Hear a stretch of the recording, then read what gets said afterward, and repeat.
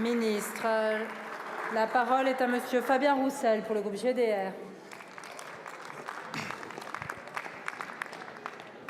Je souhaite à mon tour apporter la solidarité la plus totale à la population réunionnaise et que l'on soit à côté d'elle en ces moments très très durs qu'elle vit en ce moment.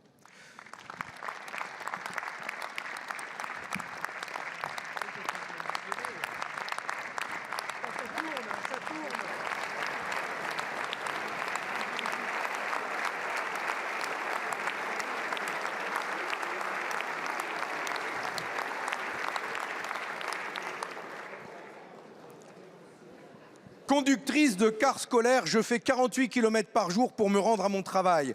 Je commence à 7 h du matin, 5 jours par semaine. Je gagne à peine plus que le RSA. Je n'ai pas le droit à la prime d'activité car mon conjoint est agriculteur avec des revenus trop élevés. Et en plus, je dois faire mon plein pour aller travailler. Mon salaire, 687,67 €. Je suis salarié d'une entreprise textile à Saint-Étienne. J'ai 34 ans d'ancienneté. Heureusement que ma fille de 27 ans vit avec moi et m'aide financièrement. Mon salaire, 1661,49 € avec 34 ans d'ancienneté. Monsieur le Premier ministre, voilà 2 exemples parmi des centaines que nous recevons depuis que le Parti communiste français a lancé cette campagne Opération Vérité sur les salaires et demandé aux salariés de leur envoyer leurs fiches de paye.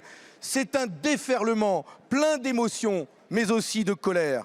Les Français placent depuis des années la question du pouvoir d'achat, de la vie chère, de l'inflation en tête de toutes leurs préoccupations. Et on les comprend.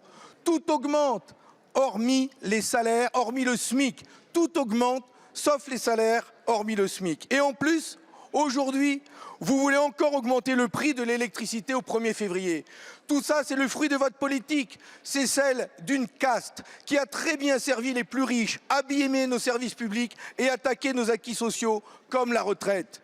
Monsieur le Premier ministre, les Français de l'Hexagone comme de l'Outre-mer ne demandent pas l'aumône. Ils veulent de la justice sociale et c'est ce que nous proposons.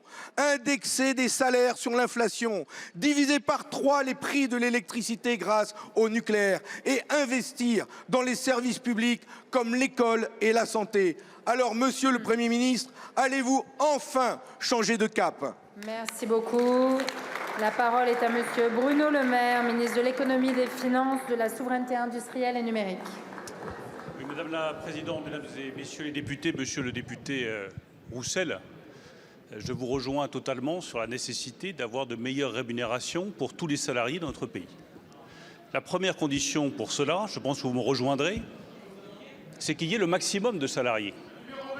Et l'une des grandes réussites de cette majorité, c'est d'avoir augmenté le nombre de salariés en ayant le taux d'emploi le plus élevé depuis 40 ans dans notre pays. C'est la première condition. Il faut des salariés pour avoir des salaires.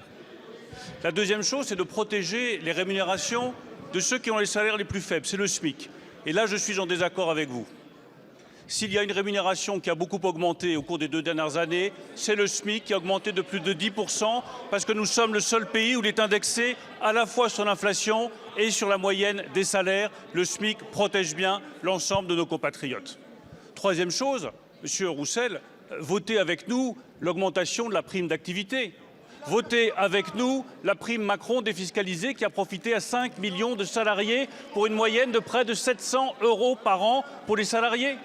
Votez avec nous ce que vous avez toujours refusé, qui est pourtant une mesure de justice fondamentale pour tous les ouvriers et pour tous les salariés, la défiscalisation des heures supplémentaires qui fait plus de rémunération pour tous ceux qui travaillent. Enfin, Monsieur Roussel, nous protégeons les plus modestes.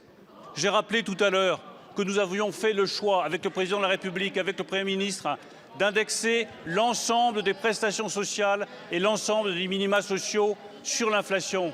J'ai fait le choix hier, alors qu'il m'était proposé de baisser à un peu plus de 4,5 % la rémunération du livret d'épargne populaire, de mettre cette rémunération à 5 % pour que la rémunération de l'épargne des plus modestes soit supérieure à l'inflation. C'est une protection de l'épargne des plus modestes.